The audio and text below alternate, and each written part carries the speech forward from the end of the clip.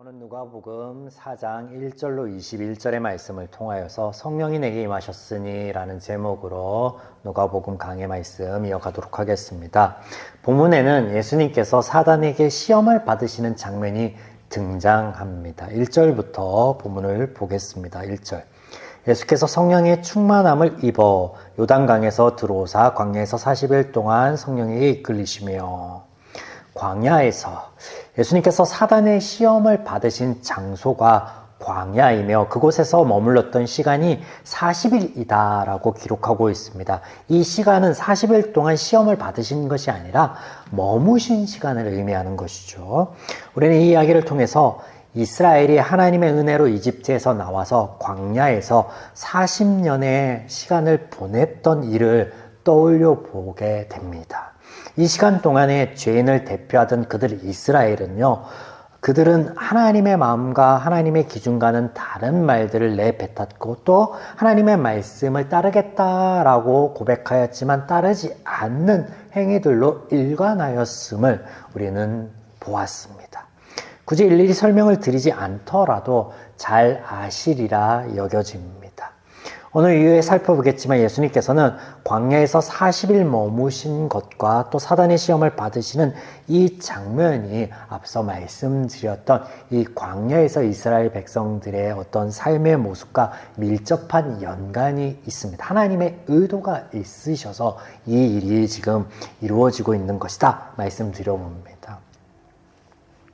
자, 사단의 시험을 받을 때 또한 예수님께서 하나님의 말씀으로 이 사단의 유혹을, 시험을 물리치시는데 이때 등장하는 모든 말씀들이 또 광야에서 이스라엘 백성들에게 하셨던 바로 그 말씀들이다. 살펴보겠습니다. 2절부터.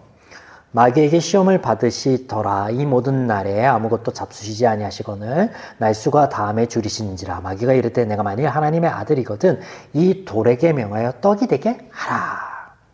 우리말 성경에 시험으로 번역되고 있는 이 단어는 사실 그 본문의 뉘앙스나 단어의 원어적인 의미에서 유혹에 가깝습니다. 그래서 유혹, temptation. 그리고 사단의 첫 유혹은 줄이신 예수님에게 돌을 떡으로 바꿔서 그 줄인 배를 스스로 채워보라 라는 것입니다. 여러분, 이스라엘 백성들이 광야에서 처음 하나님을 향하여 원망의 소리를 내뱉었는데 그때 상황이 어떤지 기억나십니까? 바로 마실 것, 물 때문이었습니다. 홍해를 건너 사흘 길을 지나 마라라는 곳에 이르렀는데 그 물이 써서 마실 수가 없었어요. 해갈할 수가 없었습니다. 이에 하나님께서 마라의 쓴물을 변하여 마실 수 있게 하여 주셨고요. 이후에는 엘림이라는 곳으로 인도하셔서 충분한 물을 공급하여 주셨습니다. 이 일이 있고 바로 그 직후에 그들이 신 광야에 이르러서 이스라엘 백성들이 하나님을 향하여 두 번째 원망하는데 이렇게 원망합니다. 우리가 이집트 고기가마 곁에 있었을 때 떡을 배불리 먹었을 때 여호와께 죽었더라며. 그래서 하나님께서 공급해 주신 게 뭐예요? 하나님의 떡? 만나요죠. 하나님을 향하여 이렇게 죄인들의 원망이, 첫 원망이 뭐였냐면 먹을 것이었습니다. 먹을 것. 여기 오늘 우리는 사단이 우리를 유혹하는 패턴을 엿볼 수 있는데요. 첫 번째는 뭐냐면요. 육체적인 약점을 이용한다라는 거예요. 줄이고 목마를 때, 또 때로는 육체적인 아픔, 질병, 병마에 시달릴 때 그 틈을 노리고 들어온다라는 거예요. 이런 사단의 유혹에 대처하는 예수님의 말씀이 4절이죠. 예수님께서 대답하시되 기록된 바 사람이 떡으로만 살 것이 아니라 하였느니라. 이 말씀이 앞서 설명드렸듯이 신명기 8장 3절의 말씀인데요.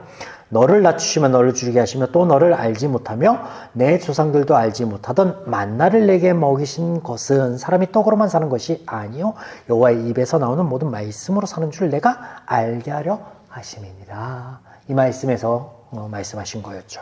두 번째 사단의 유혹을 보겠습니다. 5절. 마귀가 또 예수를 이끌고 올라가서 순식간에 천하만국을 보이며. 여기 천하만국은요 그 세계라는 의미의 단어가 아니에요.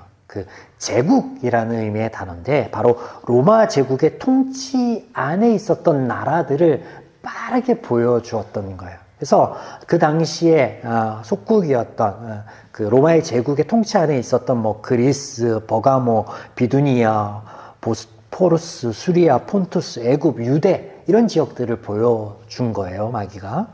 또한 6절의 사단의 말에 의하면 이것 하나님으로부터 마치 이 권리가 하나님으로부터 마치 자신이 넘겨받아서 마음대로 사용할 수 있는 것처럼 얘기하고 있습니다. 아무튼 이 두 번째 유혹은요, 권세와 영광으로 추려볼 수 있겠죠. 보다 본질적으로는요, 우상숭배로 말씀드려 볼 수 있겠습니다. 8절에 보시면 예수께서 대답하여 이르시되 기록된 바 주 너의 하나님만 경배하고 다만 그를 섬기라 하였느니라. 요 말씀은요, 신명기 6장 13절에서 14절 말씀입니다. 제가 읽어드릴게요. 내 하나님 여호와를 경외하며 그를 섬기며 그의 이름으로 맹세할 것이니라. 너희는 다른 신들 곧 내 사면에 있는 백성들의 신들을 따르지 말라. 네, 그래서 우상 숭배에 대해서 말씀하시는 거죠. 우상 숭배가 사람들이 만든 어떤 신, 섬기는 종교 행위를 지칭하는 것이나 1차적으로는 그러나 사실은 죄인들이 탐하고 갈망하는 모든 것들이 이에 해당될 수 있겠습니다.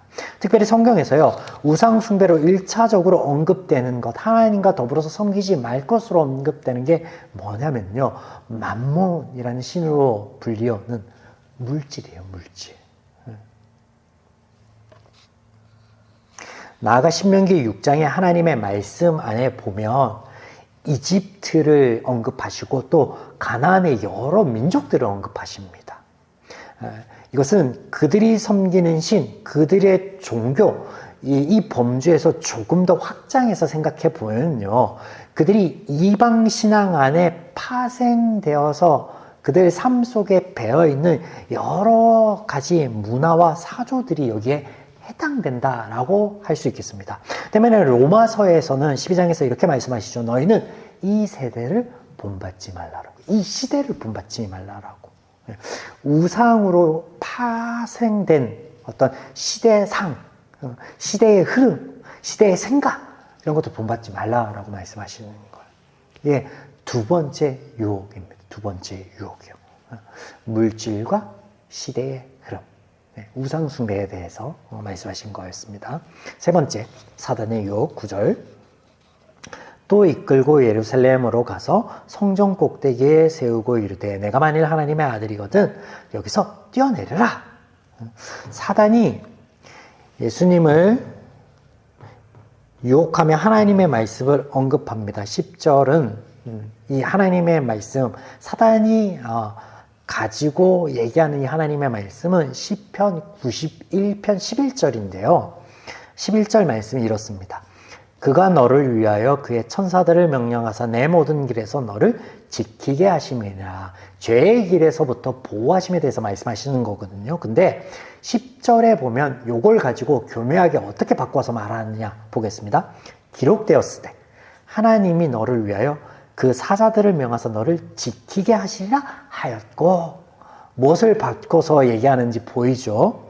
사단이 교묘하게 하나님의 말씀을 지금 바꾸어 자신의 입맛에 맞게 말하고 있습니다. 이 세 번째 사단의 유혹의 실체는 그러면 과연 무엇인가? 예수님의 말씀과 더불어서 보아야 되는데 12절에 보면 예수님께서 대답하여 이르시되 주 너의 하나님을 시험하지 말라 하였느니라. 신명기 이 시험의 실체에 대해서 알려면 이 배경이 되는 말씀들을 다 살펴봐야 되는데 신명기 6장 16절의 말씀을 직접적으로 인용하신 건데 읽어드리면 너희가 마사에서 시험한 것과 같이 너희의 하나님 여호와를 시험하지 말고. 그러면 마사에서 시험한 것은 무엇인가? 출애굽기 17장으로 가보겠습니다. 17장 7절을 제가 읽어드립니다. 그가 그곳 이름을 마사 또는 무리바라 불렀으니 이는 이스라엘 자손이 다퉜음이요 또는 그들이 여호와를 시험하여 이르기를 여호와께서 우리 중에 계신가 안 계신가 하였음이더라. 그들의 시험의 실체는 무엇입니까? 우리 중에 하나님이 계신가? 이 말은 뭐예요? 하나님이 지금 계속해서 이스라엘과 동행하시며 임재하고 계신데, 역사로 보여주고 계신데, 그들은 이것을 보지 못하는 것, 아니 거부하는 것. 이게 마사의 시험의 실체입니다. 예수님께서 하나님의 말씀을 가지고 유혹하는 사단에게 이 말씀을 하십니다.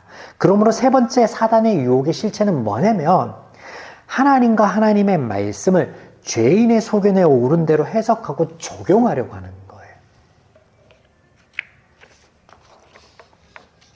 이렇게 사단이 예수님을 시험하는 것 같으나, 오늘 말씀은 이 모든 것이 하나님의 역사임을 설명하시는데, 1절에 보면 성령의 충만함을 입어 성령에 이끌리시며, 사단이 시험하는 게 아니라 하나님의 역사의 일환으로 성경은 우리에게 선포하고 계십니다.